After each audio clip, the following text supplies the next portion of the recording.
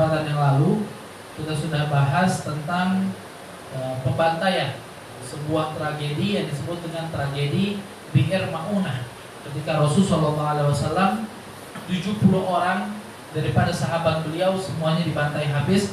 Bahkan kebanyakan daripada sahabat Nabi itu adalah para penghafal Al-Quran. Nah, namun ada beberapa kelewat kemarin.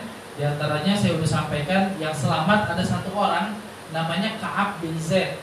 Ka'ab bin Zaid kenapa selamat? Karena dia berpura-pura seperti orang yang mati. Jadi dia baringkan tubuhnya di jenazah para sahabat seakan-akan dia sudah terbunuh, sehingga dia tidak lagi dibunuh oleh orang-orang kafir tersebut. Dia selamat. Kemudian ada satu orang lagi yang selamat, yang sebetulnya bagian daripada rombongan tersebut walaupun tidak berjalan bersama. Karena kebiasaan orang-orang Arab zaman dahulu, kalau mereka mengirim satu pasukan, pasti ada orang yang mengekori pasukan tersebut. Jadi pasukan berjalan mungkin dalam jarak waktu 1-2 hari atau berjarak waktu 1-2 jam. Nanti ada satu orang yang ikut di belakangnya, mengekor. Apa tujuannya? Khawatir ada barang-barang bawaan dari pasukan tersebut yang terjatuh. Nah, yang ekor ini tugasnya ngelihat ada barang yang ketinggalan atau enggak. Nah, jadi itu terjadi kebiasaan daripada orang-orang Arab. Nah, dalam pasukan ini pun, pasukan Bi'r Ma'unah, ada satu orang yang mengekori pasukan tersebut.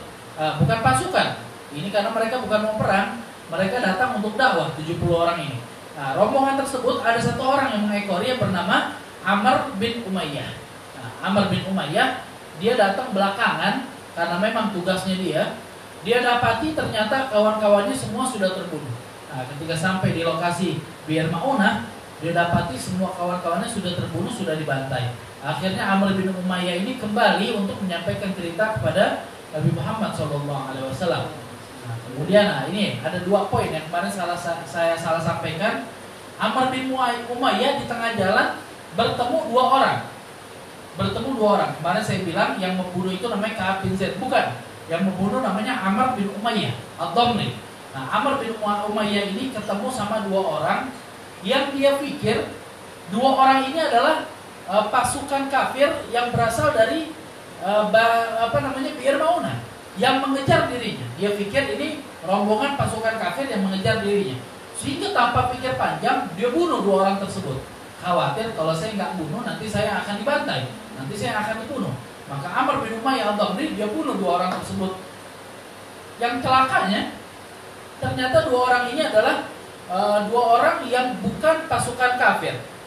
Artinya dia orang kafir, tapi bukan yang memerangi Nabi Muhammad SAW. Mereka adalah orang kafir yang punya perjanjian dengan Nabi. Jadi ada suku-suku Arab, beberapa suku Arab, mereka itu punya perjanjian dengan Nabi Muhammad SAW. Perjanjian untuk tidak memerangi. 2 orang itu termasuk suku yang punya perjanjian untuk tidak perang sama Nabi Muhammad SAW. Artinya, kalau sahabat Nabi bunuh orang-orang mereka, artinya sahabat Nabi melanggar perjanjian. Yang melanggar perjanjian akan terkena denda. Nah, sehingga ketika Amr bin Umayyah ini kembali ke kota Madinah, diceritakan, ya Rasulullah, saya tadi kesalahan. Saya bunuh 2 orang yang ternyata bukan dari suku Bi'r Ma'unah. Maka Rasulullah SAW mengatakan, ya sudah, saya yang akan membayar diatnya. Karena dalam hukum sampai hari ini, kalau kita mau lihat hukum syariat, orang yang membunuh, hukumannya itu dibunuh, dikisos. Kalau dia menghilangkan nyawa, hukumannya dikisos. Tapi gak semua pembunuhan itu dikisos. Dilihat lagi. Kadang-kadang ada orang membunuh tapi gak sengaja. Contoh, naik motor, ngebut-ngebutan, ugal-ugalan, nabrak anak kecil, mati itu anak. Nah, ini kan gak niat membunuh. Yang semacam ini tidak dikisos. Kenapa? Karena ghairu amdin, tidak sengaja. Kalau tidak sengaja, maka hukumannya tidak dengan kisos, tapi hukumannya dengan membayar diat. Nah, berapa diatnya? Diatnya adalah seharga 100 ekor unta. Nah, kalau unta yang paling murah harganya 35 juta, dikali 10 aja udah 350 juta ya. 35 kali 10, 350 juta. Dikali 100 berarti 3,5 M, paling sedikit. Bunuh 1 orang, bayarnya dendanya 3,5 M. Nah, ini Amr bin Umayyah dia bunuh 2 orang. Sehingga diatnya adalah 200 ekor unta. Jadi itu hukum dalam Islam. Gak semua pembunuhan itu dihukum dengan kisos. Di antaranya kalau bunuhnya gak sengaja, maka dihukum dengan diat. Ada lagi orang yang membunuh dengan benda yang biasanya gak membunuh, gak membuat orang itu mati. Contoh, ada orang lempar temennya pakai tisu. Biasanya orang mati gak dilempar pakai tisu? Gak mati, karena cuma benda ringan. Ternyata temennya kena tisunya kejang-kejang mati. Nah, ini benda yang tidak biasa dipakai membunuh, tapi ternyata menyebabkan kematian. Itu pun menjadi tidak dikisos. Jadi cuma wajib bayar diat seharga 100 ekor unta. Nah, ini Amr bin Umayyah dia cerita sama Nabi, Rasulullah bilang ya sudah, saya akan membayar diatnya. Dan kebetulan ketika Rasulullah SAW pertama kali sampai di kota Madinah, Rasul itu punya perjanjian. Rasulullah punya perjanjian dengan suku-suku yang berdampingan dengan kota Madinah, khususnya orang-orang Yahudi. Orang Yahudi udah kita sampaikan dulu. Orang Yahudi di kota Madinah itu ada suku ada tiga suku terbesar: Bani Qainuqa, Bani Quraidah, sama Bani Nadir. Nah, ada tiga suku Yahudi. Bani Qainuqa udah diusir. Bani Qainuqa kemarin udah diusir. Tinggal ada dua suku, Bani Quraidah dengan Bani Nadir. Nah, ini Rasulullah SAW punya perjanjian ketika pertama kali sampai ke kota Madinah. Beliau yang masuk Islam disebut dengan kaum Ansor. Yang tidak masuk Islam dibuat perjanjian yang disebut dengan Piagam Madinah. Nah, zaman itu disebut dengan Piagam Madinah. Di antara poin perjanjiannya, apabila satu, gak boleh saling memerangi. Baik dari umat Islam gak boleh perangin yang non Muslim yang punya perjanjian, mereka pun gak boleh memerangi umat Islam. Satu. Yang kedua, gak boleh mengatur makar antara satu dengan yang lain, saling memerangi. Yang ketiga, gak boleh bersekutu dengan musuh. Seandainya umat Islam sedang diperangi oleh orang-orang kafir, Yahudi gak boleh ikut bantuin orang kafir, gak boleh bersekutu dengan musuh. Nah, kemudian diantara poinnya juga, kalau salah satu dari dua pihak tertimpa musibah yang menjadikan pihak itu harus membayar denda yang besar, maka yang lain harus ikut membantu. Jadi kalau ada orang Yahudi terkena denda, dia bunuh orang lain, maka umat Islam harus ikut bantu orang Yahudi di dalam melunasi dendanya. Begitupun sebaliknya. Itu yang tertulis di dalam Piagam Madinah saat itu. Nah, menarik, kita juga dulu di Indonesia sebelum Pancasila disahkan, ada undang-undang yang disebut dengan 5 Piagam Jakarta. Nah, ada satu poin yang berbunyi bahwa kewajiban melaksanakan syariat Islam bagi pemeluknya. Nah, tapi saat itu karena keadaan politik dan sebagainya, maka tidak disahkan Piagam Jakarta itu.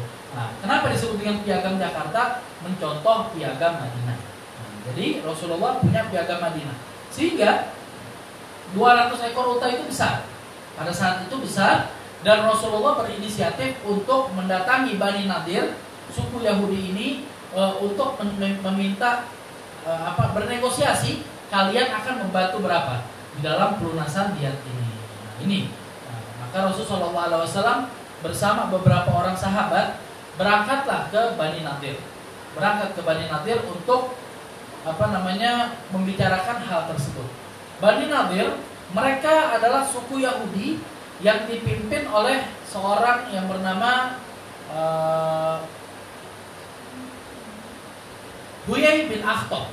Nah, jadi Bani Nadir dipimpin, pemimpinnya itu namanya Huyai bin Akhtab. Huyai bin Akhtab udah dapat info bahwa Rasulullah ada salah satu umat Islam terkena diat. Rasul pengen datang kepada mereka untuk bernegosiasi. Maka Huyai bin Akhtab berkumpul bersama kawan-kawannya sebelum kedatangan Nabi, berbicara tentang hal tersebut, tentang berapa yang akan kita berikan dan lain sebagainya. Karena ini ada dalam perjanjian. Ternyata salah satu orang Yahudi berinisiatif. Kata orang Yahudi ini kesempatan emas.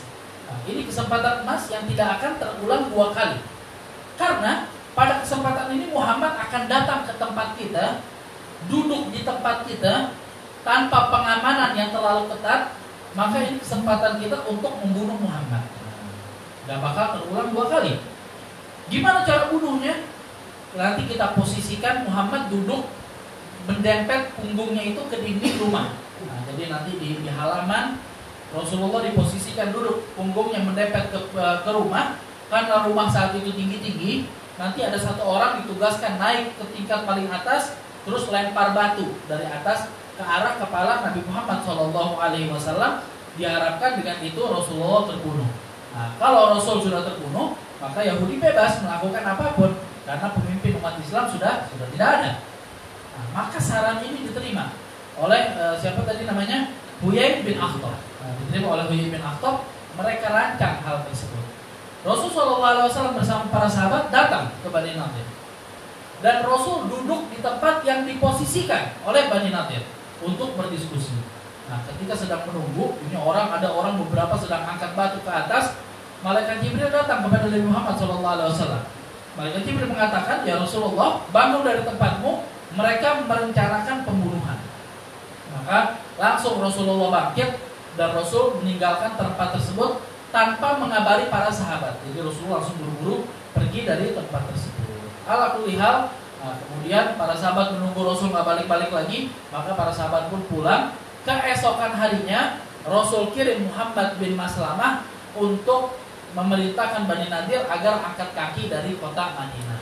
Kenapa? Telah melanggar perjanjian. Dan perjanjiannya udah nggak boleh ada yang melakukan makar, nggak boleh ada upaya pembunuhan, tapi mereka melanggar perjanjian. Tidak disangka-sangka oleh mereka bahwa Rasulullah itu punya intelijen. Nah, intelijennya ini malaikat Jibril, jadi nggak ada yang ngalahin. Wallahu ya'simuka minan nas. Allah bilang dalam Al-Quran, Allah itu menjaga engkau wahai Muhammad dari keburukan manusia. Jadi Rasulullah sudah dinyatakan oleh Allah Subhanahu Wa Taala dalam Al-Quran, Rasul itu terjaga dari keburukan manusia.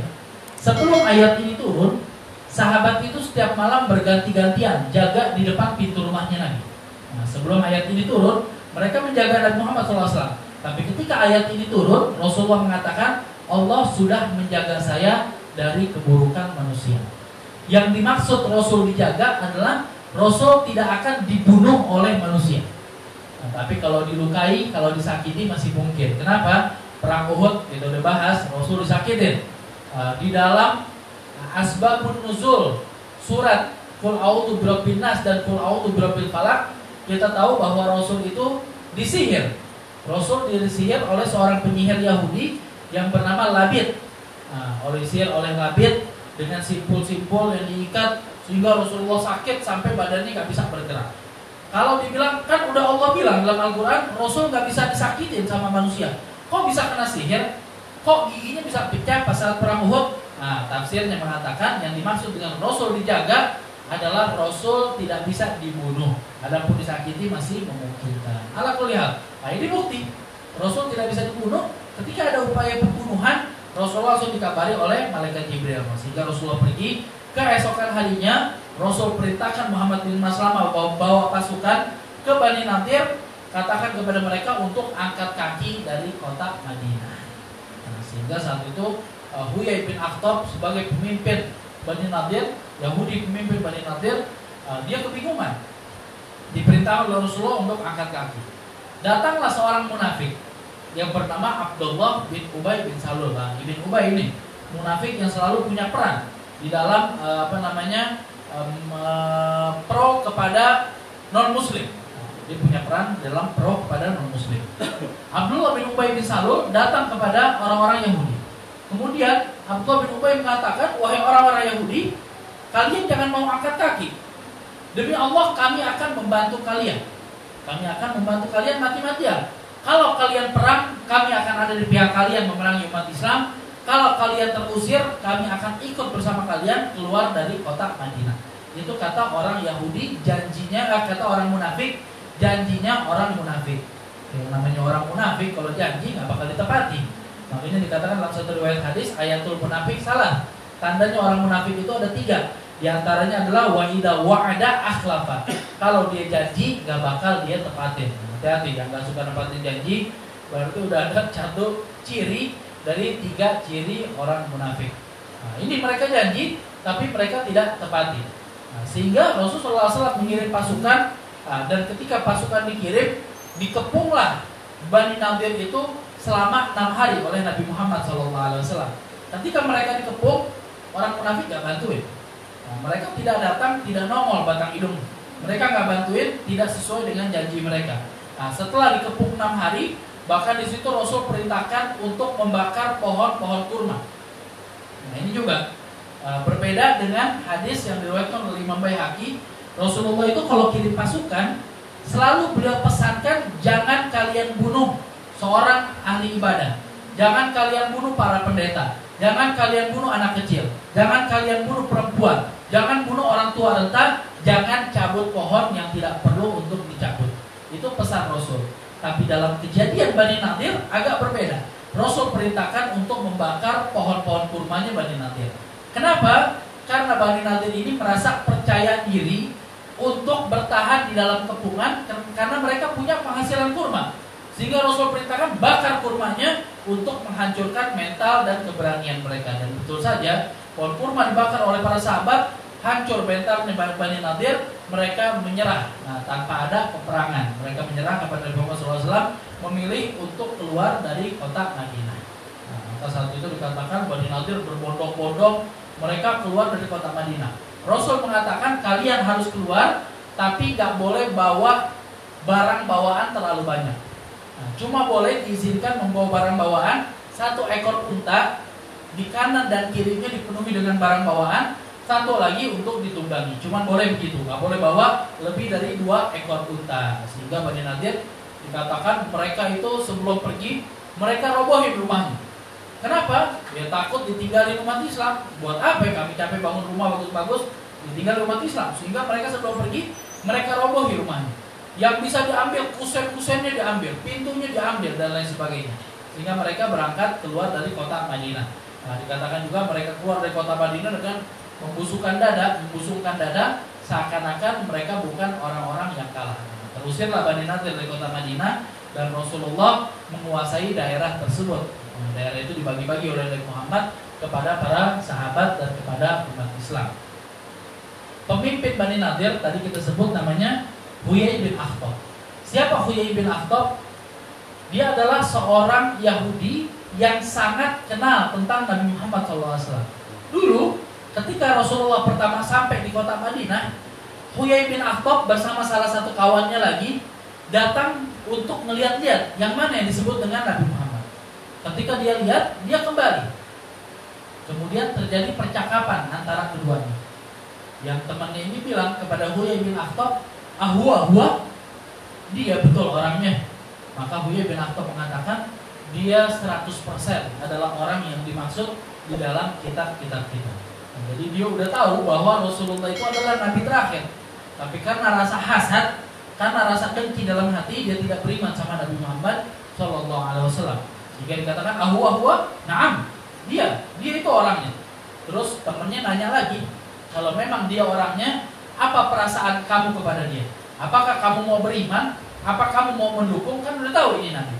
Nah, maka Huyai bin Akhtab mengatakan, perasaan saya kepada dia adalah tidak ada orang yang paling saya benci di muka bumi kecuali orang tersebut. Jadi rasa dengki yang luar biasa dari Huyai bin Akhtab. Berangkat keluar. Kemana mereka pergi orang-orang Yahudi ini? Mereka pergi ke 2 tempat. Sebagian pergi ke negeri Syam, sebagian pergi ke Khaybar. Nah, ke salah satu daerah yang bernama Khaybar. Mereka bentuk kekuatan di Khaybar, bahkan saking kuatnya sampai mereka membangun 7 lapis benteng di Khaybar.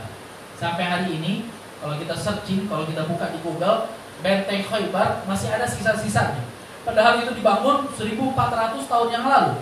Masih ada sisanya sampai sekarang, walaupun hanya tinggal 1 lapis, 2 lapis. Zaman dahulu diriwayatkan benteng Khaybar itu ada 7 lapis, yang nanti akan terjadi peperangan Khaybar pada sekitar tahun ke-7 atau tahun ke-8 Hijriah. Nah, intinya mereka suku Yahudi Bani Nadir berangkat ke Khaybar. Nanti ketika di Khaybar, siapa tadi namanya? Huyai bin Akhtab. Huyai bin Akhtab sebagai pemimpin, dia punya anak perempuan yang bernama Sofiyah. Nah, Sofiyah binti Huyai bin Akhtab. Sofiyah ini ketika di Khaybar nanti akan menikah dengan seorang lelaki Yahudi juga. Pada suatu malam, Sofiyah ini bermimpi. Di dalam mimpinya dia kejatuhan rembulan di atas pangkuan. Nah, Jadi Sofia mimpi kedatangan jatuhan rembulan di pangkuannya. Pagi hari Sofia cerita sama suaminya, wahai suamiku, semalam saya bermimpi rembulan itu jatuh di atas pangkuan saya. Ditampar dan dipukul oleh suaminya. Ditampar, dipukul wajahnya oleh suaminya. Kemudian suaminya mengatakan, oh jadi selama ini kamu berangan-angan untuk menikah dengan orang Arab yang ada di Madinah itu, untuk menikah dengan Muhammad. Nah, jadi Sofia tidak tahu takwil daripada mimpinya, yang tahu suaminya, bahwa takwil daripada mimpi tersebut akan terjadi suatu saat Sofia akan menikah dengan Nabi Muhammad SAW. Betul saja, tidak lama, belum hilang lebam dari muka Sofia, umat Islam telah mengepung gerbang Khaybar, telah menguasai kota Khaybar, dan Sofia dinikahi oleh Nabi Muhammad SAW. Hadis ini diriwayatkan ketika Rasulullah bilang ke Sofia setelah menjadi istrinya, kenapa di wajahmu ada bekas biru? Nah, Sofia cerita, belum lama saya bermimpi, dan seterusnya dan seterusnya. Sofia adalah putra daripada Huyai bin Akhtab, sang pemimpin Yahudi yang begitu benci kepada Nabi Muhammad SAW, tapi salah satu anaknya, anak perempuannya menikah dengan Nabi Muhammad SAW. Ala kulli hal, dia tidak selamat, bapaknya, anaknya selamat sebagai salah satu istri daripada Nabi Muhammad SAW.